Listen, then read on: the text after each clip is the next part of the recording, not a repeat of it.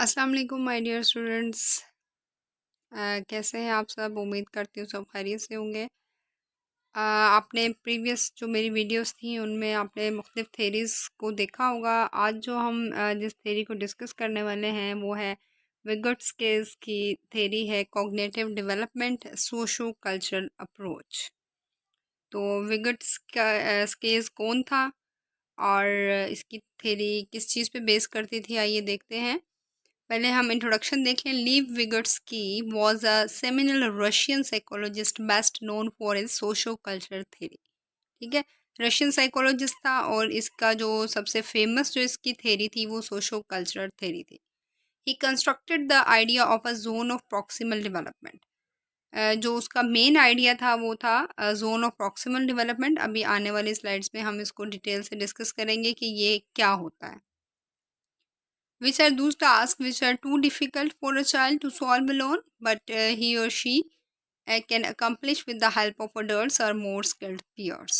ठीक है, यहाँ पे इसका शॉर्ट इंट्रोडक्शन ये है कि ये वो टास्क होते हैं जो बच्चों के लिए इस कदर मुश्किल होते हैं कि वो अकेले उसको नहीं सॉल्व कर सकते उन प्रॉब्लम्स को। उनको अडल्ट की या किसी भी स्किल पर्सन की ज़रूरत होती है उसके लिए। ठीक है, तो विगट्स्की social cultural theory views human development as a socially mediated process in which children acquire their cultural values, beliefs, and problem solving strategies through collaborative dialogues with more knowledgeable member of society. Vygotsky's theory is comprised of concepts such as culture specific tools, private speech, and the zone of proximal development।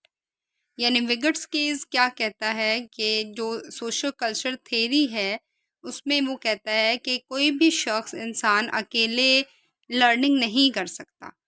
जो भी बच्चे acquire करते हैं अपनी cultural values, अपने उसके beliefs होते हैं या उसकी स्ट्रैटेजीज़ हैं प्रॉब्लम सॉल्विंग, वो कोलैबोरेटिवली काम करके एज अ टीम वर्क काम करके अपनी सोसाइटी से या अपने स्किल पर्सन जो उसकी सोसाइटी के होते हैं, नॉलेजेबल पर्सन जो हैं, उनसे वो सीखता है।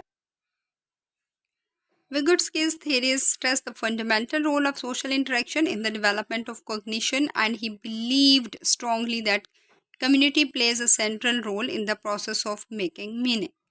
ठीक है, डेवलपमेंट ऑफ कॉग्निशन यानी आपका जो मेंटल प्रोसेस है उसकी डेवलपमेंट के लिए सोशल इंटरेक्शन का जो रोल है उस पर बहुत ज़्यादा एम्फसाइज किया है विगोट्स्की ने। Okay, what is zone of proximal development? आपको इस डायग्राम में नज़र आ रहा होगा what is known and what is not known. अब जो जोन ऑफ प्रॉक्सिमल डेवलपमेंट है उस जोन में क्या चीज़ आती है? Skills too difficult for a child to master on his or her own, but that can be done with guidance and encouragement from the knowledgeable person. ठीक है, एक चीज़ तो है बच्चे की लर्निंग होगी वो इजीली सॉल्व कर लेता है। ठीक है, उसके बाद जो दूसरी स्टेज जाती है उसको थोड़ी सी मुश्किल होती है लेकिन वो उसको कर लेता है अकेले। लेकिन लर्निंग के ही प्रोसेस में, कॉग्निशन के प्रोसेस में एक स्टेज ऐसी आती है जहाँ पे उसके लिए टास्क इस कदर डिफ़िकल्ट हो जाता है कि वो किसी की हेल्प के बगैर नहीं कर सकता। और यही जो स्टेज है ये जोन ऑफ प्रॉक्सिमल डेवलपमेंट कहलाती है। और इसके बाद वाली स्टेज होती है व्हाट इज़ नॉट नोन, यानी अभी उस स्टेज तक वो नहीं पहुंचा, उसके बारे में उसको कुछ पता ही नहीं है। What is known and what is not known के दरमियान में बेशक डिफ़िकल्ट टास्क हैं उसके, लेकिन उसको किसी की गाइडेंस की ज़रूरत है और इनकरेजमेंट की ज़रूरत है नॉलेजेबल पर्सन की। तो उस जोन को हम कहते हैं विगोट्स्की ने कहा है जोन ऑफ प्रॉक्सिमल डेवलपमेंट। यहाँ पे देखिएगा टू इजी जोन, ठीक है, too hard zone, zone of proximal development. तो ये जो दरमियान में है, अब टू इजी जोन में देखिएगा what the student can do without help. इसमें वो चीज़ें होती हैं जो बच्चे विदाउट किसी की हेल्प वो कर सकते हैं, यानी बेसिक काम कुछ ऐसे होते हैं लाइक प्ले। ठीक है, खेलना कूदना बच्चे खुद से कर सकते हैं, खाना पीना खुद से कर सकते हैं। एक स्टेज आती है वो अपने होमवर्क कर लेते हैं, या फिर होमवर्क के अंदर ही कुछ ऐसी डिफ़िकल्टीज आती हैं जो जोन ऑफ प्रॉक्सिमल डेवलपमेंट में what the student can do with help. ठीक है, या उनको टीचर की ज़रूरत होती है या उनको अपने फैमिली मेम्बर की, किसी की, अपने पेरेंट्स की, बड़े बहन भाइयों की, किसी की भी ज़रूरत होती है तो वो ज़ोन और प्रॉक्सिमल डेवलपमेंट इसमें जब जहाँ पे उनको हेल्प की ज़रूरत होती है वो आता है, तो वही उनकी लर्निंग फेज़ होती है। तो जब वो उसको कंप्लीट कर लेते हैं, जब वो समझ आ जाती है, फिर उनके लिए एक अगली स्टेज तैयार होती है जहाँ पे उनको हेल्प की ज़रूरत होती है। तो फिर ज़ोन और प्रॉक्सिमल डेवलपमेंट में वो चीज़ें आ जाती हैं, ठीक है। Too hard zone beyond the students ability, अब इसमें तो वो चीज़ें आ जाती हैं जो बिल्कुल बियॉन्ड है, अभी उन तक बच्चा नहीं पहुँच सकता। आई होप आपको इसकी समझ आ गई होगी। अब थेरीज़ तो हम पढ़ लेते हैं, लेकिन उनकी एजुकेशनल इम्प्लीकेशंस क्या हैं, हम किस तरह से उनको अपनी रूटीन में, अपनी एजुकेशन में, अपने टीचिंग लर्निंग प्रोसेस में उनको यूज़ कर सकते हैं। तो देखते हैं, विगट्स्कीज़ theory has profound implications for classroom learning. Teachers guide, support, and encourage children. It also help them to develop problem-solving strategies that can be generalized to other situations. ठीक है, यानी कि यहाँ पे जो एक टीचर है वो उनको गाइड करती है, सपोर्ट करती है, इनकरेज करती है बच्चों को, ये करती है, ये करता है, ताकि बच्चों के अंदर प्रॉब्लम सॉल्विंग स्ट्रैटेजी डेवलप हो सके और वो उस अपनी स्किल को, जो प्रॉब्लम सॉल्विंग की स्ट्रैटेजी है, उस वो स्किल है, उसको अदर सिचुएशंस में, ठीक है। फॉर एग्जांपल एक टीचर जो है बच्चे को पोल्यूशन पे लेक्चर देती है बहुत अच्छा, और उसको एक्टिविटीज़ इस तरह की करवाती है, उसका लेक्चर इस तरह का होता है, तो वो उसको अदर सिचुएशन क्या, जब वो अपने घर में जाएगा, अपने गली मोहल्ले में जाएगा या किसी पार्क में जाएगा, तो वहाँ पे भी उसको वो इम्प्लीमेंट कर सकेगा, ठीक है। तो इस तरह इसकी एजुकेशनल इम्प्लीकेशन हो सकती है। Children learn best not when they are isolated, ठीक है, जब वो तन्हा होते हैं, अकेले होते हैं, वो बहुत अच्छा नहीं सीख सकते, but when they interact with others, जब वो दूसरों के साथ इंटरेक्ट करते हैं, पर्टिकुलरली मोर नॉलेजेबल अदर्स, ख़ास तौर पे उनके साथ जिनका नॉलेज उनसे ज़्यादा होता है, who can provide the guidance and encouragement to master new skill, जो उनको गाइडेंस भी प्रोवाइड करते हैं, रहनुमाई भी करते हैं और उनकी हौसला अफजाई भी करते हैं, ताकि वो नई स्किल्स में एक्सपर्ट हो सकें या सीख सकें। तो क्लासरूम प्रैक्टिस में अगर हम विगट्स्कीज़ की थ्योरी देखें, तो इसमें पीयर टू पीयर कोलैबोरेशन आ जाती है, what the student wants to construct, learning groups आ जाते हैं, thoughts and language, web based communities, dialogue and reflection.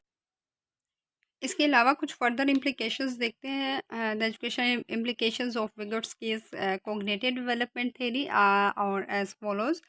Learning is child centre, ठीक है, चाइल्ड सेंटर लर्निंग है इसके according. Vygotsky's cognitive development focuses on child centre learning in the classroom. Child centre learning क्या होती है कि बच्चे को ज़्यादा इंपॉर्टेंस दी जाती है, उसी के लिए सारी लर्निंग एक्टिविटीज़ करवाई जाती हैं, उसी के लिए सब प्लानिंग होती है। तो जो मेन इसका मेन फोकस जो है वो चाइल्ड है, स्टूडेंट है। उसके बाद learners are active in the classroom implication of Vygotsky's cognitive theory, learners play an active role instead of a passive one, ठीक है, एक्टिव रोल होना चाहिए स्टूडेंट्स का, क्योंकि उन्होंने लर्निंग करनी है और टीचर ने उनको टीच करना है। Social interaction are important, students का आपस में इंटरेक्शन बहुत इंपॉर्टेंट है, टीचर के साथ इंटरेक्शन बहुत इंपॉर्टेंट है, क्योंकि डिफरेंट कल्चर से स्टूडेंट्स आए होते हैं, इंडिविजुअल डिफरेंसेस होते हैं सब में, तो सब एक दूसरे से लर्न करते हैं, इसलिए सोशल इंटरेक्शन जो है वो बहुत इंपॉर्टेंट है। Learning by discovery, Vygotsky's cognitive development theory also focuses on learning by discovery and exploration, ठीक है, इसमें स्टूडेंट्स जो हैं बच्चे डिस्कवरी करेंगे, एक्सप्लोर करेंगे चीज़ों को एक दूसरे की हेल्प से, और फिर उससे लर्निंग होगी उनकी। उसके बाद देखिएगा, focus is on knowledge improvement, इसकी थ्योरी के according enables learner to gain skills such as problem solving, inquiry, self determination and critical thinking। बच्चे के अंदर ये सारी स्किल्स जो हैं डेवलप होती हैं जब वो अपनी सोशल इंटरेक्शन को इम्प्रूव करता है। Challenging tasks are included. Vygotsky's theory also believes in the provision of challenging groups tasks that are cooperative and collaborative. Cooperative and collaborative means social interaction. अकेले वो isolation में नहीं कर सकते चैलेंज को, जब वो एक दूसरे से कॉपरेट करेंगे और ग्रुप में चैलेंजेस को एक्सेप्ट करेंगे तो वो सक्सेसफुल होंगे। Foster the development of learners, teachers must focus on all the round development of learners. Instructional method should be such that it is comprehensible to learners and foster their growth and development। उनकी growth और development को ज़्यादा enhance करते हैं, ठीक है, जो social interaction होता है वो।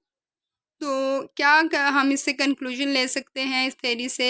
Puts emphasize on social interaction for knowledge and behaviour to be learn. वो सोशल इंटरेक्शन फिजिकल भी हो सकता है, टेक्नोलॉजिकल भी हो सकता है, जैसे आजकल सोशल मीडिया का दौर है, टेक्नोलॉजी का दौर है, तो इसके थ्रू भी बच्चे जो हैं वो लर्न कर सकते हैं। Thank you so much. Channel को सब्सक्राइब कीजिएगा, वीडियो को लाइक और शेयर ज़रूर कीजिएगा और दुआओं में याद रखिएगा। इंशाल्लाह नेक्स्ट वीडियो में हम एक नए टॉपिक के साथ आएंगे। तब तक के लिए अल्लाह हाफ़िज़।